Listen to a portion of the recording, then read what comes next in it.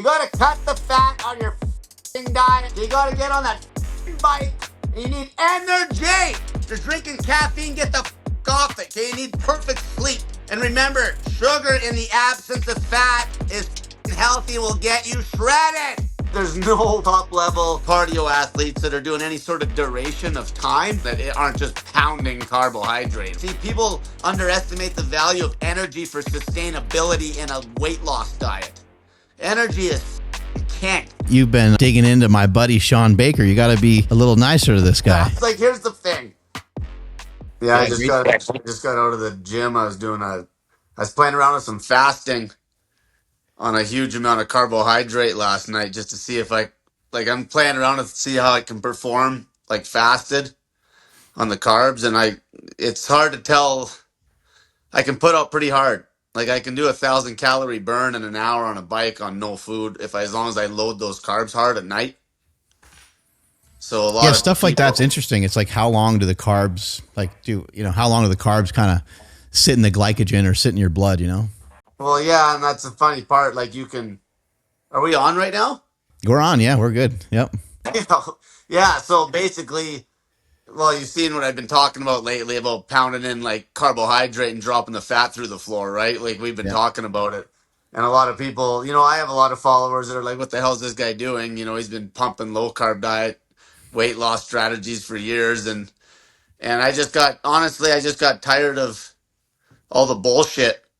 And I did some experiments myself. And, you know, even in like 2017, I was playing around with cutting fat right out and playing around with fruit and low protein just because like I'm a cardio rat at heart. I grew up boxing and competitive swimming, and anytime I try to get lean on a low carb diet, like really lean, I'm not talking just mediocre lean, I'm talking, single digit body fat lean. I always struggled. The energy wasn't as good, not even close. Like especially if when you're doing those anaerobic sports, like if you're trying to do like sprints in that swimming pool, like you're gonna die. Like nobody, there's no top level cardio athletes that are doing any sort of duration of time.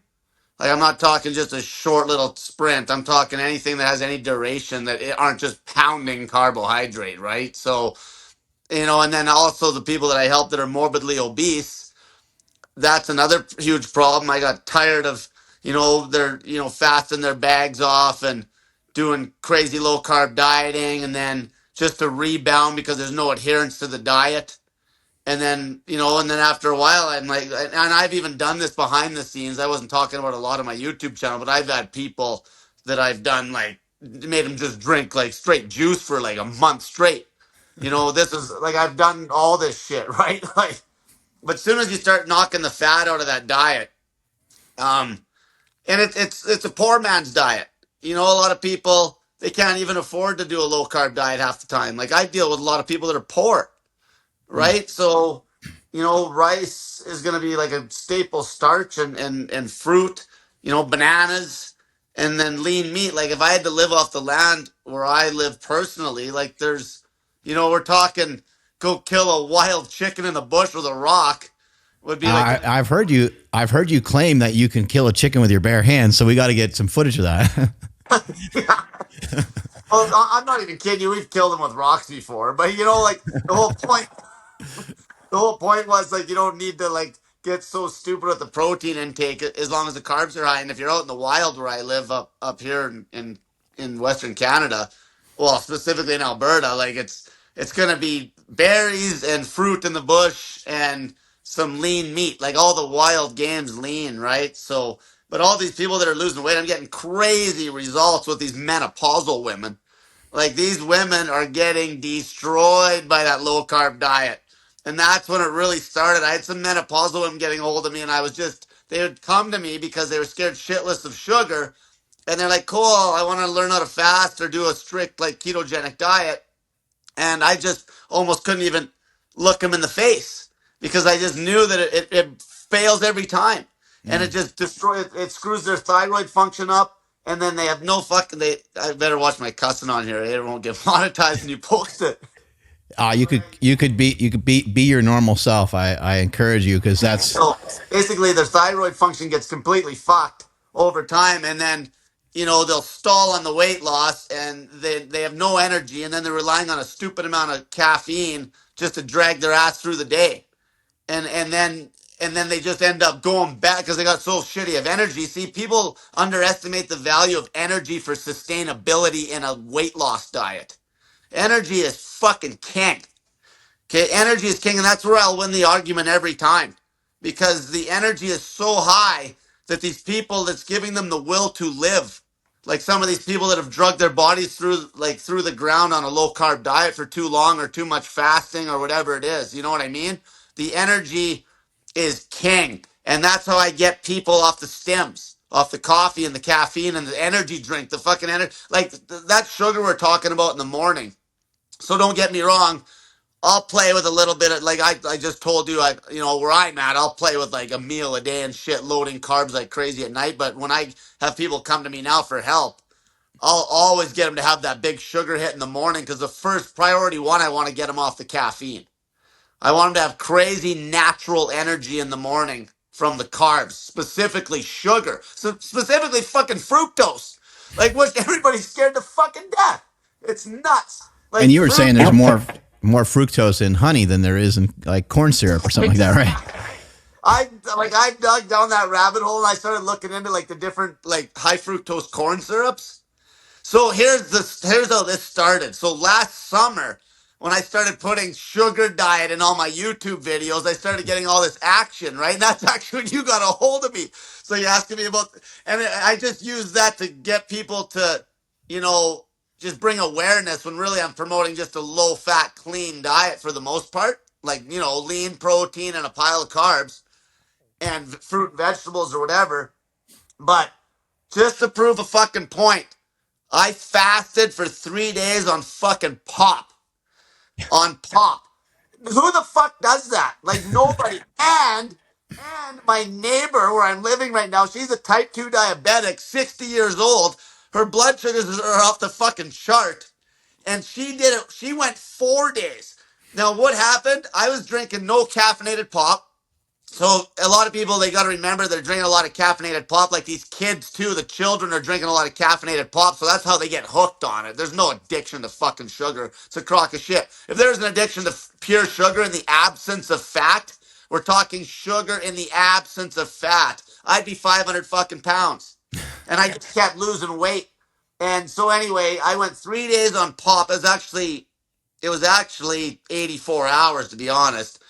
My blood sugars on fasted blood sugars, I was pulling like as low as 3.8 millimoles per liter, drinking fucking pop, high fructose corn syrup.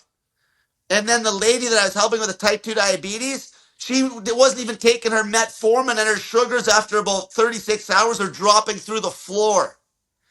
And that's when I knew, I'm like, this is, and I knew it before, that's why I did it, but I wanted to prove it with pop, because pop's like the most, high fructose corn syrup's the most triggering thing. Now, when you bring up that honey, oh, and this is really important. The this is the problem with the low carb dieting. It masks the issue with the insulin resistance, because you'll have a lot of people, oh, my A1C is so fucking low after like 120 days of low carb dieting, but they're not fixing the problem with the actual insulin resistance, because it's just masking it by pulling the carbs down. But you can prove that they're still insulin resistant as all hell, because if you give them a glucose tolerance test, an oral glucose tolerance test, their blood sugar will come up and it'll hold, because they're not taking up the fucking carbohydrate efficiently still, because they haven't knocked that fat out of that diet. That's the problem. And I know this because I've took like insulin dependent type 2 diabetics, and I've had them do like 3-day fasts, and their sugars are up at like 400, and it'll come, and I can get, after enough days on a 0-calorie saltwater fast or snake juice fast, I'll get their sugars down. I'll get them into ketosis. Does that mean that the problem's solved? Fuck no. It doesn't mean shit. Because as soon as you give them 50 or 100 grams of sugar, their sugars will go right up and it'll fucking hold. But when I was doing the pop, because I'm metabolically healthy, when I was drinking that pop, I would have about 300 calories of high fructose corn syrup. My sugars would go up to maybe 5.8 millimoles per liter. So whatever that is times about 18 and milligrams per deciliter. And within an hour and less, I would be right back down to like 4.2, 4.3. Like that's how fast I'd recover. But this is where people don't understand. Like a lot of these zero carb communities and shit, they're always it's that fucking carb phobia is ludicrous. And then they don't show pure sugar. They're showing like donuts and fucking fat filled shit. They're showing it's all a bunch of it's really they're selling you fat disguised as sugar. It's like a bunch of fat and sugar for taste. And if you went and had like my sugar bomb that I have in the morning sometimes if I'm gonna do some crazy active day, I'll have like 1,200 calories worth of pure fucking sugar for breakfast and you have 1,200 calories worth of like a milkshake, if you had a chocolate milkshake at McDonald's, like 1,000 calorie triple fucking super deluxe or whatever the fuck it is, like those milkshakes, your blood sugar will stay elevated for fucking ever. Like that's when you made that post showing McDougal, I seen that on Instagram about how he says how the fat paralyzes the insulin response. He's fucking 100% right. There's no doubt about it. You can do the fucking test. Like people just don't check shit. It's just, you know, ignorance is bliss. They do not do the fucking test with the blood sugar. If you got a CGM meter, you can test this shit like nothing. So I've been messing around with some of your suggestions for the last couple of days, you know, kind of like in preparation of the show and just to sort of see what's going to happen. There's nothing too crazy that's happened quite yet, just because it's only been a couple of days. But instantly, energy started to go through the roof to the point where I'm getting in a lot more exercise. And normally I'm pretty active exercise-wise, but I'm even more active than ever. So like yesterday, I worked out 3 times. And this morning, I hit up another bike workout, had really good output, did a Tabata, and I'm seeing some really good results. So I'm after what you're after. You know, I think we're after the same thing. We're both after results, and we don't really necessarily care what it's attached to. Yeah, like that's the thing. There's so much even bad science out there because of the, you know, the just the bias. Where you'll go if you go back to like the early 1900s, like there's a guy. His name was Harold Hemsworth. He basically created the glucose tolerance test. And this is back in like fucking 1910. Like there was a guy named Walter Kempner. And he was basically reversing type 2 diabetes and kidney disease and all sorts of health issues in like the 19 around from about 1939 to like 1950 with pure fucking sugar. He was putting people on orange juice or juice, table sugar, and rice. Because that's what gets that blood sugar response, that's what gets that insulin response working properly. And once you're working properly, because you've been doing a lot of low carb dieting, a lot of fasting yourself, I wouldn't be surprised if you're insulin resistant to a point. Give it a couple weeks, and it's fucking mind blowing, like how fast you start cutting. I actually think that I am. I think my morning, which is pretty common amongst people that go low carb, I think my morning blood sugar is a little high. I know that we've seen that from Sean Baker and from Paul Saladino, I think, as well. These guys that have done like low carb for prolonged periods of time, myself included. Yeah, you do see that blood sugar up a little bit. I just want to hop in and mention a couple things. Like, I'll probably always be a fan of low carb because of what it can do for me personally. It can help me to manage and control my poor eating habits. And so therefore, and also I love fatty food. I like fatty steaks and things like that. And so I'll probably still be reliant on some low carb stuff, especially here and there. And actually what I'm thinking about doing with some of your suggestions is like, I'm thinking of using this protocol maybe a couple times a week. And on the other days, just being cautious of like how much fat I'm consuming, because I think you and I have figured out something similar. I started a series called the Single Digit Body Fat Series. And in that series, I talk about how there's this kind of like secret going on in bodybuilding that no one's really talked about before. We know the bodybuilders do drugs. We know all that kind of stuff. But I don't think we ever really realized, or no one really pointed out, 70% sometimes of their calories is coming from like protein when they get down to the nitty gritty as the competition gets closer. That's kind of almost all they're eating. And it's very lean sources of protein that they're eating, along with maybe some vegetables, maybe a little bit of carbohydrate in there. Maybe they have some oats in the morning. And their prep before that is still a low fat diet when they have higher carbohydrates in there. So I find it really interesting. The fat has kind of been, even though we went through a period here in the United States through the 80s where low fat was promoted and people ate a lot of low fat stuff, they still were eating way too much fat, period. And that's why people didn't see results from a low fat diet. Yeah, that's exactly. And like even when you bring up those bodybuilders, it's specifically if they're eating clean, low fat, and they're an extreme end on the protein count compared to especially if they are on PEDs because they're in a state of where they have a lot more muscle than a guy of my size.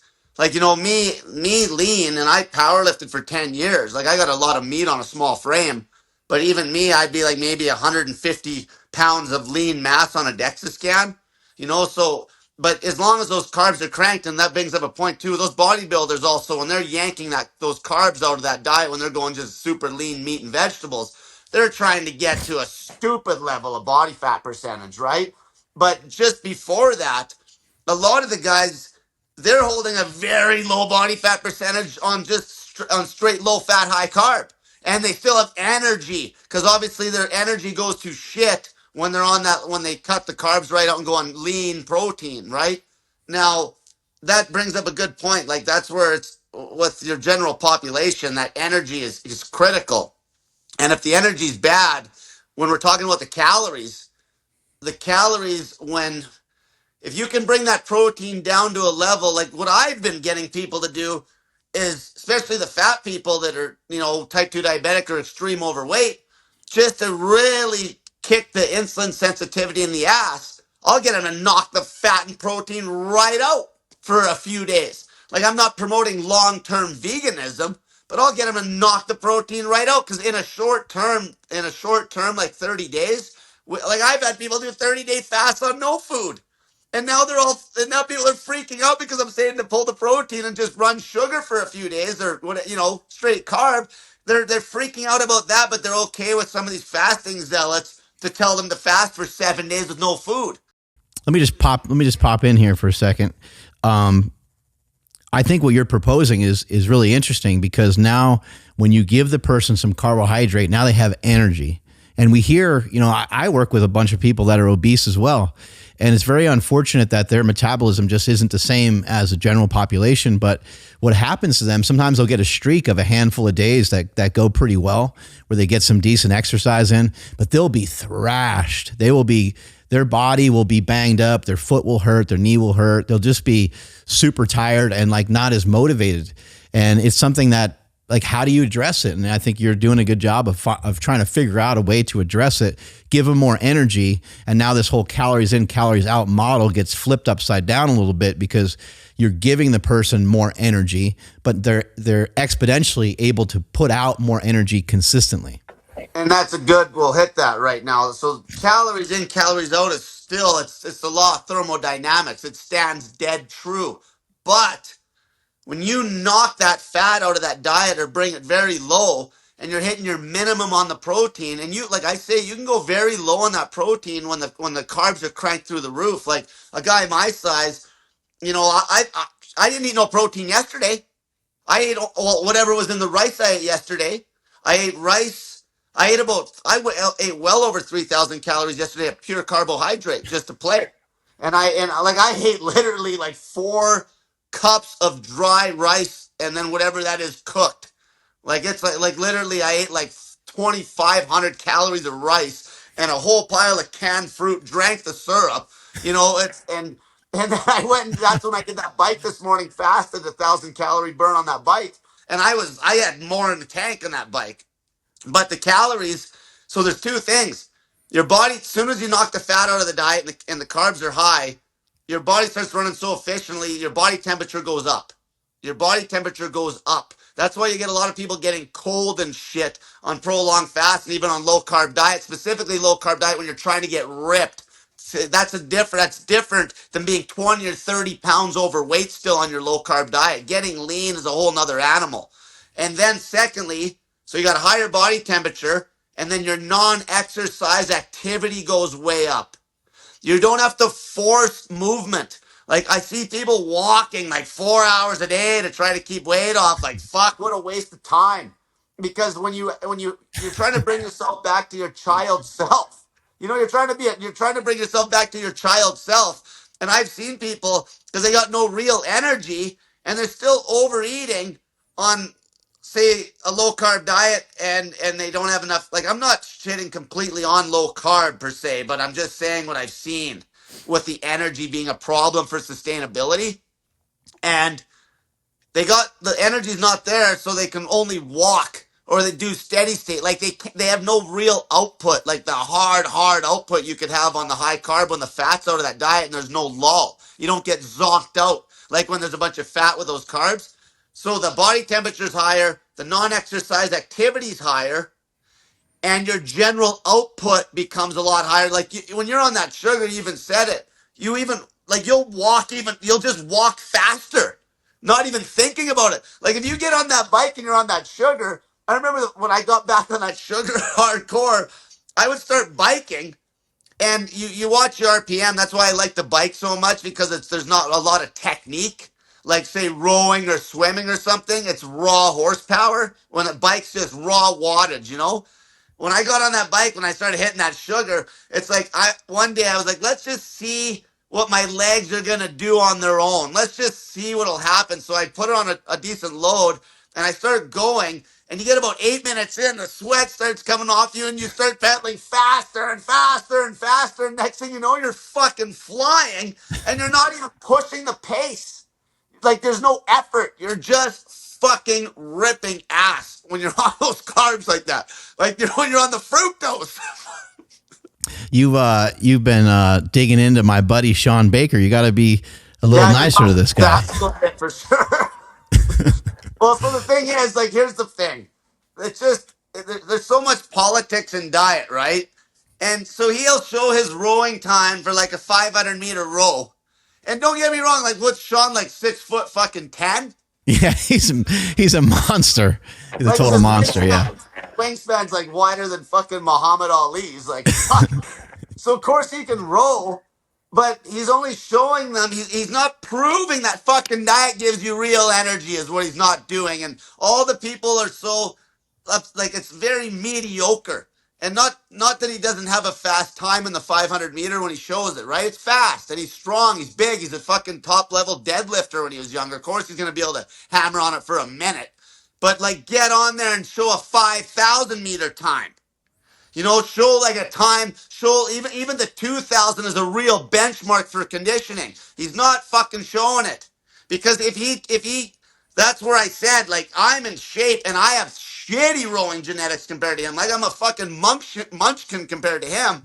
But like when I get in shape on that rower, I'm gonna fucking throw up a time on that 5,000-meter rower and I'm gonna fucking see if he can beat it. And I know right now for sure I would whoop his ass on that fucking bike. And I'm not even a fucking cyclist. Like I'm doing a 250-watt burn holding that for an hour. And I'm not even in fucking crazy shape yet. He can't. There's no fucking way he could do that. There's no fucking way.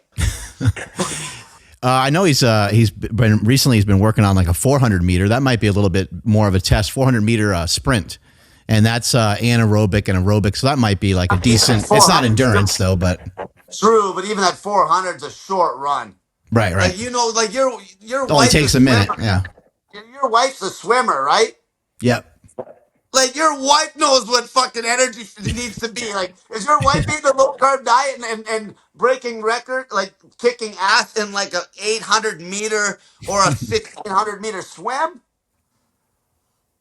Yeah, my wife is she's a beast in the water, so she Yeah, can. so you know what I mean. But swimming will like the duration of time and it will really expose because we're talking about diet here. We're talking about raw energy, and that is where you can't touch those carbohydrates specifically. And then you bring that fat down when your body's really utilizing them. You can't fucking touch them. And even those old school bodybuilders, like you look at even Lee Haney, all the great bodybuilders always kept the fat out of their fucking diet. None of the great ones except freaky genetics like Lee Priest and shit. Sometimes you'd get into the fucking Kentucky Fried Chicken.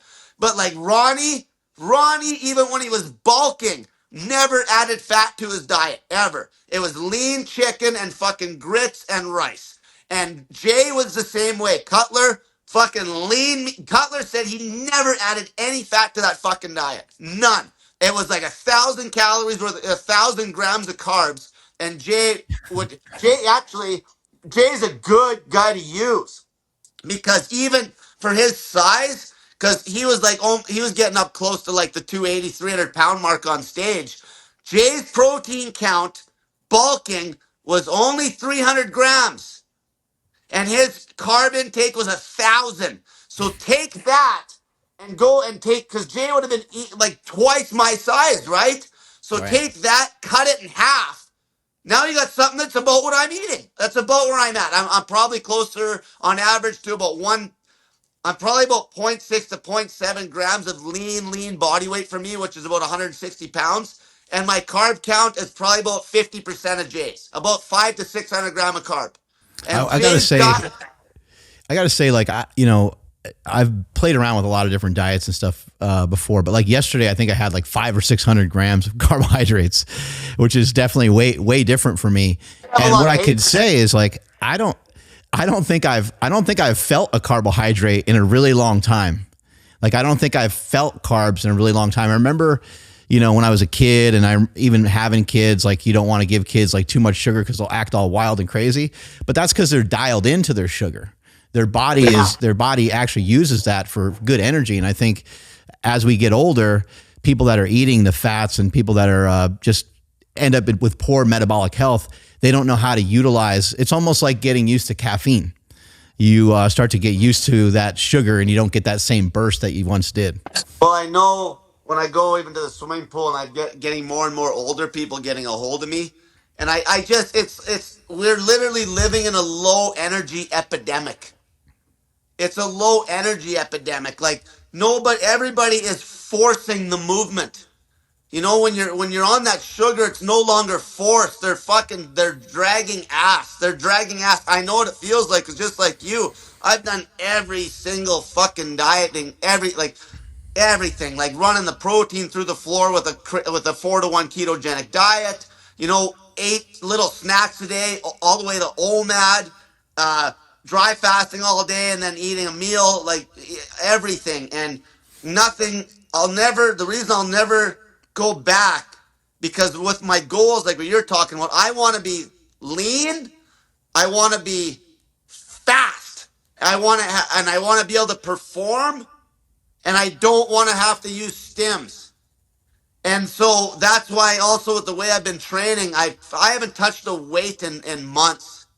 I've been doing straight body weight calisthenics because it just doesn't beat the shit out of me like the weight training. It's not as focused on one spot on your body. It's so much more full body, even when you're just doing pull-ups and push-ups.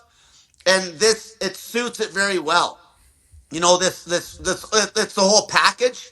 But I want to be fast. Like I used to be able to run like fucking Forrest Gump, and then I tweaked my knee squatting, powerlifting for too long. I had a little bit of a fucking imbalance in my knee, and I was always just beat up. Fucking lower back's jacked up from doing a bunch of squat volume, or the fucking shoulders a little bit fucked up, or like I used to be a pretty damn good bench ball. Fuck, I was a double body weight bench presser raw. I bench pressed 363 pounds in competition when I was 82 kilos, 81 and a half, right? And like, it just beats the fuck out of you. And I feel so much better when I'm doing like the body weight calisthenics combined. That's why eating like this, you're light, especially when you just go straight sugar in the daytime. And I stay nice and light. Like I was telling you, I want to be light. Like it makes a big difference if you can be 5 pounds lighter during the day. What about this idea of like if your fat calories are too low for too long, that it could mess up your hormones and stuff like that? What have you found? So this is the thing. Like if you got a super amount of fat on you, like body fat's food. If you're really fat, if you're on like this is where the sugar kicks ass compared. Okay, this is a crazy one. I had people fasting on sugar water and snake juice salts, like just to really shake people out of this sugar phobia. They were fasting on sugar water and snake juice salts, and they were losing more weight and not stalling. I've had some people now, because I've been pushing this for a while, that have done like over 7 days on straight sugar water, and they were losing more weight than they were on a 0-calorie fast, even though they were taking in like 1,000 calories a day on sugar, because it goes back to what I said. The metabolism just running so hot on the sugar, it literally wipes out the calories you're ingesting from the sugar because you have so much more energy on that fast. And that'd be the most extreme case. The calories out is always going to be, like I said before, when you have fats out of the equation and you're not scared of sugar and the sugar's cranked. So if we're comparing two extremes for like a week, if we went, say we went 2,500 calories, yeah, let's say we went 2,500 calories of pure sugar for a week. And we went 2,500 calories of some other macro split that has a lot of fat in it. The sugar output, because the body temperature and the non-exercise activity and the general output is so high that the calories out ends up being higher, and that's why it puts you in a bigger deficit. Same calories in, more calories out. So carbs and sugar are, in a way, are motivation. It's like motivation. Exactly. Like it's like a supplement. That's what I'm trying to get through to people. As soon as you start having that sugar, it, like I say, it, like, there's people I help. I don't know, like, I've helped people that are tried to help them that are 5, 6, 700 pounds, and they just have no fucking energy. You know, so how do you give the most energy you can possibly give somebody? Possibly is pure sugar. It just burns hotter. If I could give you 300 calories for breakfast, and you could have either pure fat, 300 calories of fucking olive oil, or 300 calories of protein, or 300 calories of fat mixed with protein, so, you know, a regular low carb diet, or 300 calories of pure sugar. That pure sugar will make you kick ass and take names compared to that other shit. It's not even comparable. So when you're talking about motivation and even depression, like, even, oh man, I can get people off so much fucking meds. And I think a lot of this ADHD bullshit, truthfully, is because there's too much fat in that diet and it makes kids' sugars yo-yo. When you knock the fat out, there is no sugar crash. Like, a sugar crash does not exist when the fat is out of that diet and your insulin sensitivity is good. It's not like when there's fat there, you literally will zonk out. I could have 1,000 calories of pure sugar at breakfast, have energy out the ass all day, and when I finally run out of the fuel source, I won't crash. I'll just feel normal.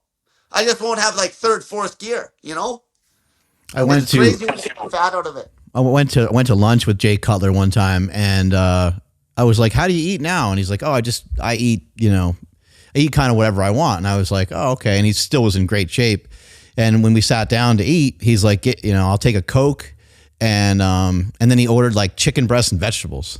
Like, that's just the way he eats that way all the time. You know what I mean? He didn't even really look at the menu, and I think he had like a potato or something like that. But yeah, But it's fat like the plague. It's so ingrained in his eating habits. He just avoids fat like the fucking plague. And you know, I don't want to. I care more about just results, so I don't like debating people about like all this ancestral shit and all that crap. But you really look at it, the oldest people on the planet are usually the poorest people, and they're eating a low fat, high carb diet. They're eating a pile of starch, sugar. If they're lucky, they're on the equator where they can get a pile of fruit, and they're eating a small amount of lean meat. Like, that's just the diet. You know, you see it all the time. You'll see, some of these people in Asia, like all the poor people. The poor people are all the skinny people. Those people are all the skinny people. and for a long time, people were trying to say that you can't overeat on a low carb diet, and I found that that's not true at all. You can definitely overeat. It's very easy. Have a ribeye or two or three, and you're way over, especially if you start to mix carbs in there. Well, that's why Sean Baker can't get lean for his fucking life. Because he can't. The only time I seen him get kind of half-ass lean was when he pulled the fat out of his out of his low-carb Yeah, a few diet. years ago. Yep. But he couldn't hold on to it because he had no fucking energy. Because let's get real, a zero fat, like a pure protein diet, like a Lyle McDonald style cutting diet, that diet fucking sucks for energy. You can't sustain it. And if, like, Sean Baker, he's got crazy genetics. Like, if he dropped his protein down, and then ate like this, because that's not why he got fat in the past. When he talks about how when he was a fat ass back in the day, he got fat because he's eating a pile of fat-filled carbohydrate is how he got fat. Like, people, the education is fucking ridiculous. People just don't even understand what sugar is. They think everything, every time I hear people, every fucking conversation, it's crazy. It's like, yeah, you better avoid that sugar. Fucking, you better, yeah, you gotta fucking avoid that refined sugar. And it's some fat potbelly old guy in the fucking sauna telling me this. And I'm sitting there like 165 fucking pounds. And he's like, you know what I mean? Like, it's just a lot of disconnect in the education. But the fear mongering is ludicrous. And that's why I'm busting into these guys, because there's no money in a fucking low fat, high carb diet. It's a poor man's diet. There's no money in it. Like, there's no and it even hurts my sales on snake juice because you don't need as much salt. And these guys are making, and even yourself, I know you sell supplements that are low carb supplements, and that's why I like you, because you're fucking so open minded that you're like, fuck, maybe I won't take a hit on my supplement sales, right? Like, I know I did last month, because you just don't need as much fucking steak juice. But these guys, it ruined their whole fucking thing because they make all the money on it. Like, and that's an expensive diet. I was helping a girl that was 500 fucking pounds. She even lived with me at one point when she flew here from Texas. And she was trying to do a carnivore diet for fucking, like, how many times did she have to try to do it before that's called insanity? She'd blow her whole fucking monthly check. She's 500 pounds, and, like, it was upsetting because she would try it more than once and buy all these fucking ribeyes and shit just to fail it in like 5 fucking days because she ain't gonna sustain it. She won't sustain it. The only way you're gonna get weight off those morbid obese people is you gotta get fat right out of their diet, and you gotta get extreme at the start. Tell them to just eat fruit for a few days, and then lean meat. But even the lean meat, like you said, for the obese people, like you said about the metabolism, as long as the sugar's there, that's the crazy part about the sugar. Even if they're at a bigger deficit than they want to be and they don't know it, they'll just keep losing weight because that sugar just keeps your metabolism ramped up. That's why people on an IV in the hospital, they're on straight fucking dextrose and salt. There could be people that go in a coma that are morbidly obese and they can't eat nothing. They're on an IV for like 2 months and they lose like 100 fucking pounds. And Cole, that's with sugar. Cole, why, it seems like you help a lot of people that are really heavy, right? You help a lot of people that are obese.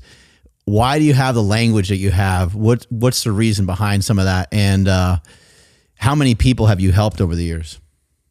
Well, even like, I've always been playing that character, right? Like, starting the videos with, hey, fatty, right? You know what I mean? Like, because it's triggering.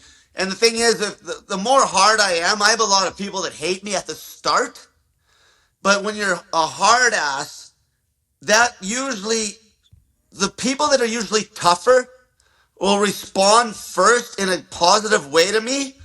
And those people will be the starting people to get the crazy result.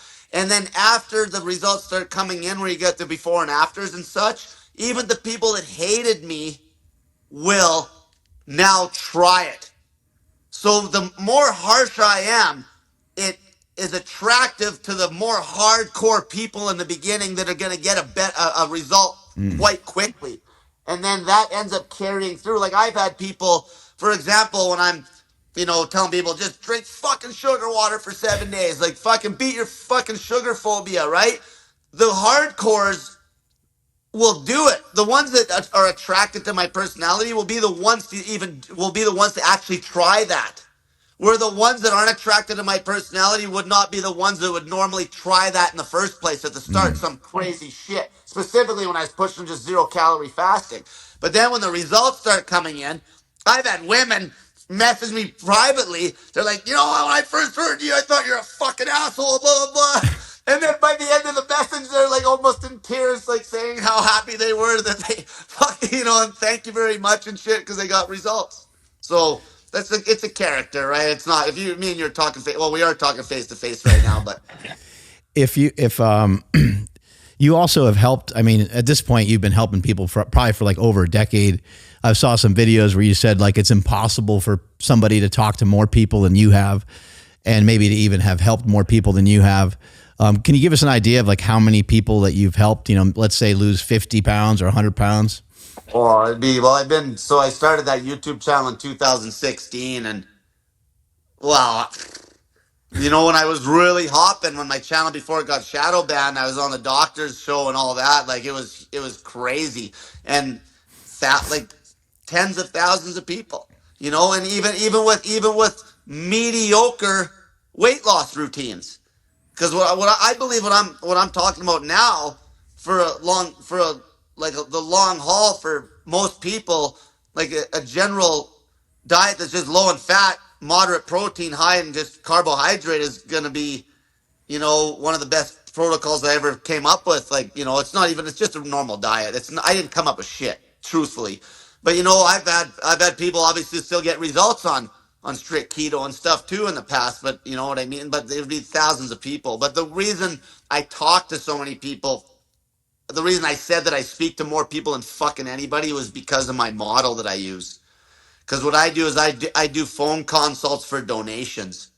So like the amount of people I've talked to on the phone, I'd love to see somebody that's talked to more people on the phone than me in the last 10 years. Mm. Because, like, at times, like, I take as many calls as I can, but, and just people would donate. I have people donate a shitload for a half hour, and some people give me not as much money, but I always just said, basically, make a donation after the call. And I'd always tell them that I won't be offended. And that's why I talk to so many people, because I still have to make a living, but that was a model I always used, was almost just pay me what you feel was fair in a sense. I think in the beginning you were even doing some stuff straight up for free, right? It was like just post to your Facebook or something like that. But then maybe you had so many people, it got to be hard. Yeah, I would even. That's when I started blowing up and get lots of results back in the day with the fasting, because I just help people for free as long as they'd let me use their before and after pictures. Because really, that's how you help the most people. It was with you need pictures before and afters, not just people running their fucking mouth in the comment sections on shit, right? You need to see the pictures, right? And even lately, that's why my shit started blowing up again, because I cut 20 pounds. Basically, I cut the 20 pounds in just over a month, really. January 6th, I started that cut. Me and you were talking a little bit. I started that cut on a high protein, low fat, low carb diet. And then I cut about 10 pounds. And then obviously my energy was dog shit. And I'm like, okay, I'm fucking done with this now. And I'm like, I'm going to play around with the rest of this cut. I'm going to crank the sugar through the roof, get back on that sugar diet I was doing last summer. And I'm going to knock that protein down. And I'm going to see how lean I can get on this. And that's when I started hammering this. And that's when I had one menopausal woman that got a hold of me, like one of the hardcores, right? Because I'm cussing and shit in the videos. And she's like, man, cool. She's like 51, and she's like, she got me on the phone just to tell me how much one of these videos helped her. She's literally crying because she has been so fucked up from trying to pull carbs and go and so scared of sugar. And when she's like, geez, it resonated with her when she was a child, when she was a kid. And then she started thinking about how as she aged, how she just got more and more scared of sugar, and there's so much more fat in her diet. And she just started pounding sugar for breakfast. And now she feels like $1,000,000 and all her thyroid hormones are good, and she's losing weight like crazy. Like, you know, What got you interested in trying like just mainly carbohydrates and sugar? yeah. So like even for yourself, like you're a pretty big dude. Like obviously you don't want to yard the protein to nothing for too long in a row, but that's where people are so fucking scared of muscle loss. So they're scared to death of sugar, and they're scared to death of muscle loss. And and like I say, I haven't even seen any literature where they wrap the carbs through the roof to really find how low that protein can go. It can go very low. I was at like 80 grams of protein a day for a week. As long as I kept that sugar through the roof, my libido was unfucking believable. Okay, a lot of people and a lot of these women, they're like, I need more fat for my fucking hormones. Right? I'm like, they don't. Like the fat's on you, you fat pig. Like fuck. Like people forget that the fat that's on their body isn't that just as good a quality of fat as on the fucking those tomahawks. You know what I mean? Like it's the fat on your body is good. until you start getting stupid ripped. And at that point, okay, you're ripped now, like play. But until you're there, you got enough fat on your body that like the hormonal problem with these women, that's why menopausal women are getting a hold of me like by the dozens now because and I love that demographic because if anybody has problems, it's them. Like 40 and older, it's premenopausal, menopausal, and post.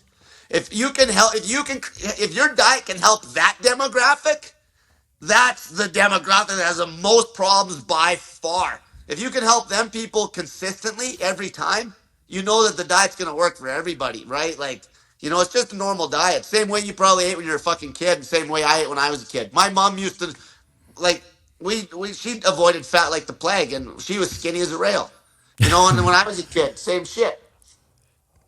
It's interesting because I think that like so many people that I know that are in really good shape, people I know that are really lean, when I talk to them and I start to get the nuts and bolts of their diet, they'll say they do this, they do that. And more often than not, they're eating well under 100 grams of fat a day. Even some of the people that I know that are a little bit more low carb, a little bit more carnivore-y, they still eat some carbohydrates here and there and stuff like that. But even those guys, the fats aren't 200, 300 grams a day. It's just very hard. There's only like one person I know that's like lean, strong, has good energy output, and that's Dominic D'Agostino. He eats like 300 grams of fat every day and, takes like ketones and stuff like that. And he trains like a beast. But like other than him, I don't really know anybody else that's doing that quite the same way. Yeah, and the thing, even me, like when I would do a strict ketogenic diet, like I would do it on, like I would be, about 20% protein, the rest fat. And the performance, it's not that I didn't have energy. The problem was, is it's almost like when the longer you did the diet, you'd hit a wall. Like one of my original mentors that taught me how to properly do a ketogenic diet, he was a very, very good natural bodybuilder in like the late 90s, early 2000s in Western Canada. And I actually met him through powerlifting. And even he said, so he was usually about 10 pounds from like about 15 pounds from stage weight all year round, right? Mm. He'd cut from about 185 down to 170. And he would do that strict keto diet. Like, I mean, a real ketogenic diet, not just eating blobs of protein. I'm talking low protein, high fat. He'd feel great for about 4 weeks. And then he said about week 5, like clockwork, his fucking testosterone, something, he wouldn't even have to get checked. He just wouldn't be able to get a hard on. Fucking something would just tank, right? And, and I got to see the whole story sometimes. Like I say, the energy for me, like, because I've never done PEDs and I don't take any supplements. And when you start comparing, like if I take myself on a strict keto diet versus this is why I'm doing this, is because the energy is so much better. And just other things too. My sleep, when I was doing a ketogenic diet, if I ever woke up, it's not that I wouldn't sleep okay, but when I woke up, I was up, like I was wired. Like you're always in a state of stress. Like I see what I used to preach. I was wrong for sure to say like ketones, manipulating your body to run on ketones is not natural. It's not. The reason I even got into ketogenic dieting was because the fasting came first for me. And I was actually doing a low fat diet before I started. Like when I first started fasting, I was still doing a low fat diet. But then, you know, you're in ketosis on the long fast, and then it Mm-hmm. leads you into a keto diet. And then, but most of the last 9 years, I was still eating a pile of carbs. Like, and a lot of it too was like even the algorithms in YouTube, that was what's getting the hits. People just always wanted to hear about keto, keto, keto, and that's why I took a pretty big risk starting to pump sugar because it's like I have a lot of people that follow me for years that are like, fuck, this guy's on crack, right? Tell people to eat fucking table sugar. You know what I mean? Like, the performance was never there. You can't, even D'Agostino, like even him, like I'd love to see him on a diet like this and get on that bike to test it for real and give the diet, like get himself to where he could do very well in a glucose tolerance test and see his actual output. Like see his actual output on a fucking bike for an hour pull. He won't be able to beat it. It's impossible. You'll never, ever, ever outperform somebody on sugar on versus on if you're on a if you're using fat for fuel on a fucking long duration pull on in cardio. You're just not gonna do it. It's impossible. It's fucking impossible. I know Stan Efferding had a great quote, and he said, there's two ways to get to the top of the Empire State Building. You can take the stairs, which would be eating like low fat and being keto, or you can take the elevator, which would be eating carbohydrates. So you can end up with some nice results, and you still might be able to make it to the top. But it's just you're making it way harder. And who knows, maybe there could be reasons to make it harder here and there to cause other adaptations in the body. One thing I find really interesting is we had a guest on the show. I forget who said this, but they said the ultimate thing to help knock down cortisol, not like that's your goal all the time, because cortisol is good for us too, but one way to knock back cortisol is with carbohydrates. Yeah, for sure it is. It's like one of the greatest supplements ever for it, You definitely, and here's another place too, like when you said, there is one use case in performance fitness that I've seen on a strict keto diet, like strict. And I'm talking, again, the way it's getting promoted in the carnivore community is not, it watered down keto. A true ketogenic diet's a low protein diet. If you check the blood sugars, you can see when you eat too much meat in a sitting, you will actually get a fairly elevated sugar number. But anyway, it's going to be long distance, like ultra marathon running. Mm-hmm. And that's because that is not a real anaerobic sport. And plus, when you're doing that other diet, because the fat is very low volume, so that is one use case. But like other than anything else, like this anaerobic, you're just not competing with the carbohydrate. And in the absence of fat for energy, you just can't compete with it. Yeah, Zach Bitter, ultra marathon runner, has had world records and shit like that, and he does basically like a ketogenic ish diet. But then, on like race day and stuff like that, and he preps for a race, he's gonna eat sugar, he's gonna eat carbohydrates, and I think he has like 20 or 40 grams maybe every hour of his race or something like that. Because look, man, sometimes you just need it, right? No, I've definitely seen that where if your metabolism's working good, and but like I say, if you're on a low carb diet too long and you're really never using, never really testing your body with that sugar, that's when you will screw up your insulin sensitivity for sure. There's no doubt. And if you actually took an oral glucose tolerance test, you can see it. And that's why a lot of people, when they use the word "I'm carb sensitive," it's because of that. Because then they actually kind of are, but it ain't. It's not genetic. It's because they're basically type 2 diabetic and don't even know it. And honestly, even the blood sugar ranges when you get blood numbers done are very mediocre. Like I don't anything that's above 5. Like if you're fasted and your sugars are showing above 5, that's shit. And people are okay with these numbers. I see it on these commercials sometimes. I don't even have TV where I'm at, but I'll go to my old man's. He'll have a TV show on, and there's all these fucking commercials with this type 2 diabetes shit, and they're like making it look like 7's okay. Like 7 millimoles per liter is fucking type 2 diabetic. That's not good. Like so even right there, like I have a very high standard with blood sugars. And if you're not, especially in a fasted situation, if you're not in the 4s, your metabolism's not working as good as it could be. It's not. And if you can't recover from say 50 or 100 grams of sugar within an hour, your metabolism's not working that good. Where most of these people think they're okay. Oh, my sugars are good. Well, they're not. Just because the fucking range on the sheet is like, now they've stretched it. It's like literally the low end might be 3.3 millimoles per liter, which is your ketosis. And then the top end, a lot of people will say that 4s are low. Like people will say you're hypoglycemic. Now they're so fucking brainwashed.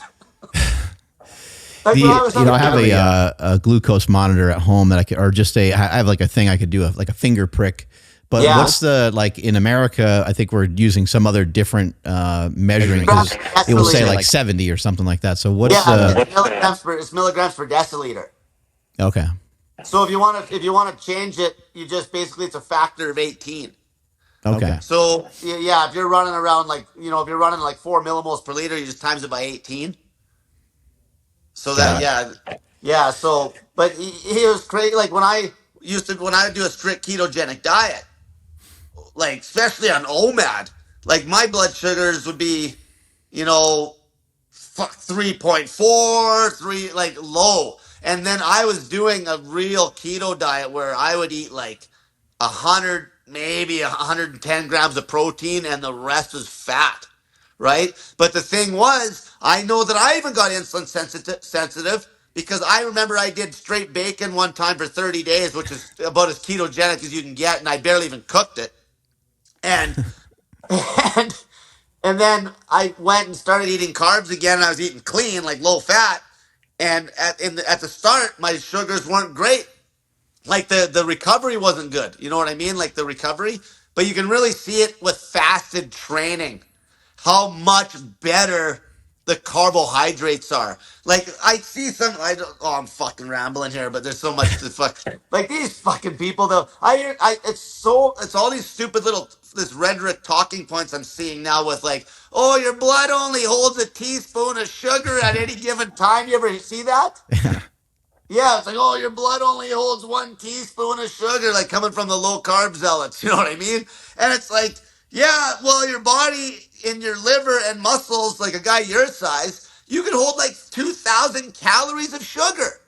Like it doesn't work. It's not like the little bit of sugar that's in your bloodstream is the only sugar that's in your body, and it can cycle in and out like the way the liver, you know, pulling it and going back in the liver with like glucagon and shit. Like that is a big one where people it creates sugar phobia is what it does because when you tell somebody carb like hammer these carbs in the absence of fat, I gotta like get that through people's head. Carb sugar in the absence of fat, you know, if you pound in like a guy like you, if you pound in 2,000 calories of carbohydrate, you're gonna suck it all up perfectly. It's not like it's just gonna. It's not like, oh, we only have a teaspoon of sugar in our veins, so that means that I'm like this is gonna give me type 2 diabetes if I eat 1,000 calories of fucking carbs. You know, it's just not how it works at all. Which is interesting because our bodies. It's funny how we can stash like 2,000 calories at like a guy your size again. How we can stash like 2,000 calories of carbohydrate, but with fat, the carbs go into our muscles and liver, so it makes you look good. But when we start storing fat, it makes you look fat, you know, because you store it right, complete, like right as body fat. With, some people will say carbohydrates or sugar, like make you more hungry and stuff like that. Like, how does this diet, counter that? Or is there any reason to even bother to counter it? You just eat. So yeah, that's it's funny if you're like sometimes, like say if you're eating straight fruit, a lot of times if you're feeling hungry, like if you're ravenously hungry, just eat more.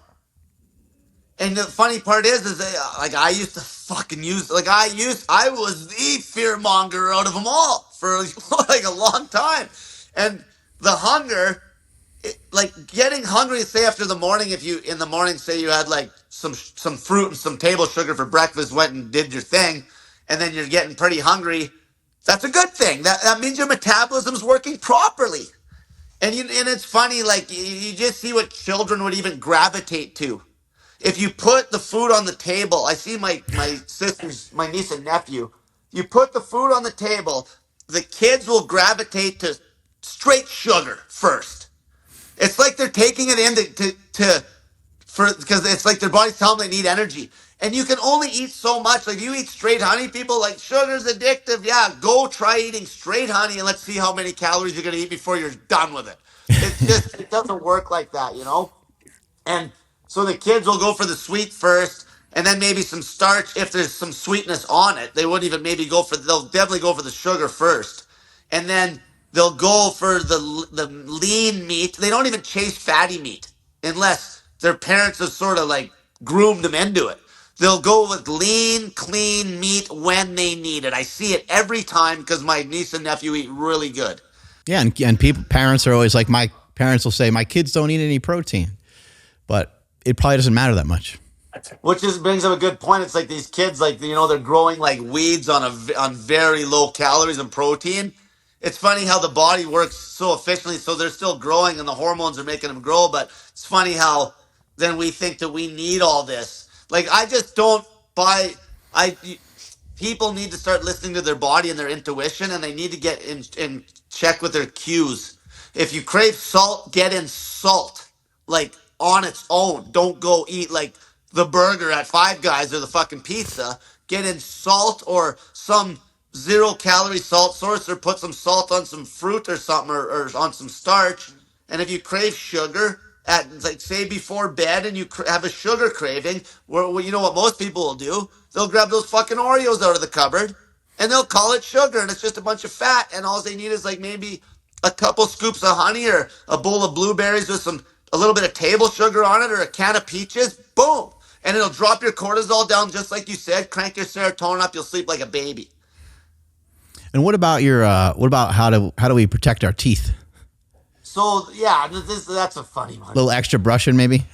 No, the thing is, the average Joe that's say making tooth contact 4 times a day with a regular diet. Because I had this question a whole bunch, and finally it's kind of stopping with it because I've addressed it so many times. They're making contact with the sugar on their teeth like 4 times a day as it is with a regular diet. Like no one even they just turn a blind eye. They don't think about that milkshake they had or that sugar they put in their coffee. It's not like they're having that sugar with coffee and cream and then running straight home to brush their teeth and rinse out with scope. You know, so really, your eating frequency should be just, if you're drinking a lot of water, you'll be fine. You'll be fine. Actually, I talked to a dental hygienist that was getting weight loss help from me, and she brought this up with me. Pure sugar, like if you just rinse your teeth off after, like, so if you're just drinking lots of water, which would be very natural to be pounding in water, you're never gonna have an issue. None. And now the sugar, like the pop's a little different because there's the citric acid in it, right? But and then some of the candy, so you'd have to really make sure you clean your teeth off after that. But if you're talking table sugar or fruit, like, and people got to understand that table sugar is identical to the sugar that's in fruit. It's the exact same. People are like, you got to dodge that refined sugar. It's the same thing. It just comes from beets and cane. It's just fucking sugar. It's no different than pulling CBD oil out of weed plants or pulling fucking olive oil out of olives. It's just an extract, you know? And so sweetening things up, like if you got some fruit that's not very sweet and putting table sugar on it to sweeten it up, it's fine. Like people they just pure table sugar, that's such a bad rap. I think this shit kind of happened in the late 90s with more companies making a lot of fat filled treats and then sweetening them up. And then that's sort of when, because people started maybe seeing some bad weight gain. And really, if you look back in like the early 1900s, you look at like Anna Green Gables and shit, they had like barrels of sugar right on the counter and everybody was lean. And then the Atkins diet got pretty popular early 2000s, and then that just kind of snowballed into people just getting very afraid of sugar. And then you got the other objections like, oh, sugar causes cancer and fucking, and I could address that too. And then sugar with the type 2 diabetes, you can literally reverse type 2 diabetes with fucking sugar water, straight up. You can reverse type 2 diabetes 100% of the time, making people fast on fucking sugar water. I know that Ray Peat talked about that before. And then also, I think I've heard some people, and these are really good scientists. I just cannot remember who I heard talking about this, but they said if diabetes came along today, they would call it more of a lipid problem than a sugar problem. And that's fascinating. Ray P was 100% on point. The only thing, his own personal diet, he's like 100% on point with everything you talk about to do with sugar and carbohydrate. And but in practice with his regular diet, because I was actually digging into what was he eating, because people will be like, oh, Ray Pete said this, but then he died when he was however old, right? And he was eating a pile of fucking fat. Like he was eating a lot of fat in his diet because he was on an interview, an old interview, and it was like maybe even on a radio or something. And they asked him straight up at the end of the interview, say, what do you eat, Ray? After he gave this whole lecture about how he's like, well, he eats like obviously a lot of carbs, but he was eating like a lot of fucking cheese and and he almost giggled because he's just being fucking lazy, basically, even though he's a genius when it came to nutrition advice. You know what I mean? And the same thing with McDonald. And I think that's why I'm getting pretty popular even amongst like McDonald. He was obviously a vegan, right? And that really muffles the message. Because the not every vegan's created equally either. Like these vegans that are eating like a pile of fucking nuts and just greens and just like a fucking this low carb vegan diet. That diet is trash. Now these vegans that are eating a low fat, high carb diet and pounding in the carbs, that diet is almost good. Except it's missing that little bit of lean meat. Now, I will give this one young guy a shout out. You probably know who he is. Alex Leonidas. So he's a young guy. He's a 100% natural guy. He's strong, and he did his last cut on a vegan diet. So like he knows how to mix and match those proteins, and he did a low fat, high carb vegan diet, and he got ripped, and he was strong as hell on it. And there is people that pull that vegan diet off, if you're taking the supplementation. But where I come in is like I'm getting quite a bit of like I got quite a few vegan fans because like specifically the low fat, high carb vegans because I'm promoting basically the same macros as them, but I'm still saying lean meat is good, and that's where we'll never completely agree. But that's where McDonald, that's where his message would get muddled, like because he was a vegan so soon. Because there's so much fucking politics and diet now. As soon as you say you're a vegan, people are like you're a fucking idiot. You're a vegan, and that's the problem. Where I'm not a vegan, but I'm promoting those similar macros, right? So that's the difference. I'm just going to give people a little rundown of kind of what I ate yesterday. And I had blueberries in the morning, dumped some honey on top of it, used some of your snake juice. By the way, people that don't know what snake juice is an electrolyte supplement that has a good amount of potassium, sodium. It also has boron and a couple other things in it. And it even has like baking soda in it, which a lot of people are talking about more recently, sodium bicarbonate being like a performance enhancer. So I dumped a little bit of that on the blueberries and the honey. And I think like maybe a few hours later, I had a bunch of fruit again, like an apple and a banana. And then I think when I got done with my training session, I had some steak. Very lean steak from Piedmontese, and I had a sweet potato and dumped some honey on all that, dumped some more salt on all that, and that was kind of the majority of my food for the day until I looked up some different things, and I was just trying to figure out like because I just haven't done a diet like this in so long, and I found like the Talente that I sent you that had so I bought some of that sherbet. And I also bought some Frosted Flakes and some like Sugar Smacks or some stupid cereals. And so I finished off the night with some of the Talente ice cream and some of the cereal. And the cereal was great. I dumped a little bit of honey on top of it, even though it's already so sweet. But I love stuff that's sweet. And I mixed up a protein shake and just dumped that on there. And that ended up being a great day, and that ended up being like a crazy amount of carbohydrate at the end of the day for me.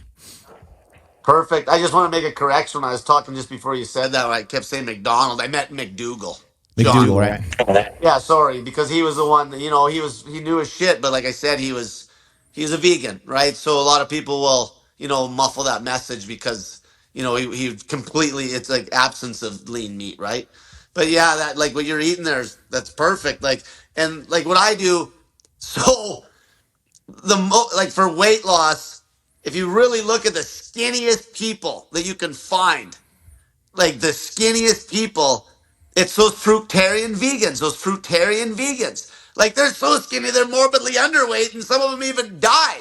But it's funny because sometimes the low carb community, some vegan will die that was so skinny, and instead of like being like, oh, that diet sucked, they're dead. Well, geez, it must have worked pretty good. They died because they're so skinny for weight loss, right? Like that's what I look at. So then that's what I'm like, well, geez, that fruitarian vegan diet obviously doesn't make you fat. You literally die from getting down to 90 pounds on it, eating in abundance. So how do you fix that diet? Well, you add some lean meat in. Maybe add some table sugar to bring the calories up when the fruit just doesn't have enough. It's too much volume, right? And so anyway, what I was gonna say with the cereal, 'cause you're doing like some Rich Piana action there with Yeah. the. So I remember Piana before those meet and Yep. greets. He'd just pull out those cocoa pebbles and he just pound. Piana too. He would dodge fat like the plague when he was trying to cut weight. Right? That's just old school bodybuilding. But he would pull out those cocoa pebbles and then he would just hammer them back, trying to get all pumped up for his show. But yeah, Yeah. what I do normally when I'm, most of the carbs are from fruit. I'll hammer the starch once in a while, but it's mostly fruit and low carb, like not low carb, sorry, like uh starchy vegetables, I guess, Hmm. like some peas and carrots, beets, and then a lot of fruit. I just feel lighter and leaner on the fruit. It's just the fructose. It's the fructose, which everyone, like I said, scared to death of. And like you brought it up earlier, honey's got more fructose in it than 55% high fructose corn syrup does. I did the math on it. Mm. And there's a couple other types of fruit. So all as it is, I don't know if you looked into it. They're just taking cornstarch, basically. They're taking cornstarch and they throw an enzyme in it that basically turns a bunch of that glucose into fructose to sweeten it up. So I don't know if you've ever had brown rice syrup. Yep. It's not even really sweet. Like they sell that in like the health food aisle, and it's not right. It would be almost the same as taking brown rice syrup and doing the same thing and turning a little bit more of that into fructose, so then it's sweet. But there's this one. It's 90% high fructose corn syrup, which they don't even use in anything. They'd almost use that to make 55%, like dilute it down. And then there's another high fructose corn syrup that I believe is 42%. But the honey was higher. So people that are scared to death of fructose, the honey's identical, but the honey's all okay because, you know, it's like the amount of nutrition that's in the honey is negligible. It's fucking straight sucrose. It's straight sucrose. In fact, table sugar. I'll have some honey. I got honey, and then I'll use mostly table sugar. I'll always usually use because honey's fucking a pain in the ass, really. When you just put table sugar on shit, like those frosted flakes you got, fuck, that's perfect. I'll just throw those in water and slop with table sugar, water, frosted. Like people think they need milk. You know what I mean? It tastes perfect in water with a pile of sugar, like what you did. Yeah, it's so good. It's awesome. Hey, if we can end the show here today, this would be kind of fun and funny if you wouldn't mind doing this. I know Tom Segura is a big fan of yours. I don't know if you know that. Oh yeah. I seen that he called us. So let's have you personally call him a fat fucking pig and just give him the whole spiel and tell him how he's got to do this low carb diet and he's got to train harder and how the sugar is going to help motivate him and fire him up. Tom Segura. I always forget how to pronounce his last name. You got it good enough. Who gives a fuck? Tom something. You gotta cut the fat on your fucking diet, Tom. Okay, you gotta get on that fucking bike and you need energy. If you're drinking caffeine, get the fuck off it. Okay, you need perfect sleep. Perfect sleep. And remember, sugar in the absence of fat is fucking healthy, will get you shredded. I love how you were saying recently that if you're not lean, then shut the fuck up. Well, that's like You don't want to hear it. Well, that's the thing. Like, if people, everyone's running their mouths, but if you can't fucking get down to a good lean body weight, like, you obviously don't know you just don't know anything. And I knew that. That's why I had to fucking, cut weight. Okay. You know how it is. You've been fat as hell in your life too. Like, Real your fat. goals now are excellent. I commend you. Your goals now are excellent. It's hard to let go of those big lifts. Yeah, it is. It's that was a lot of fun, but it was also just a different time period for me. And now I'm just concentrating on other stuff, and it's fun working on the sprints. It's fun working on just different things, trying to get more athletic. Yeah, you should try start getting on the bike a little bit, and like we were talking about the body weight training, like pull ups and push ups for like volume. If you could get to where you could do a muscle up, would be cool. That would be great. Yeah, right now, if I was trying muscle up, I'd tear something for sure. But Oh, you'd have I to, could get myself to that point. Yeah, but like that kind of training is so fun because you can go in the park and do it. You can just do it anywhere, and it's like again, it's very cheap, it's free. That's why I love that stuff so much. It's I love training outside optimally. Are you freezing your ass off up there in Canada?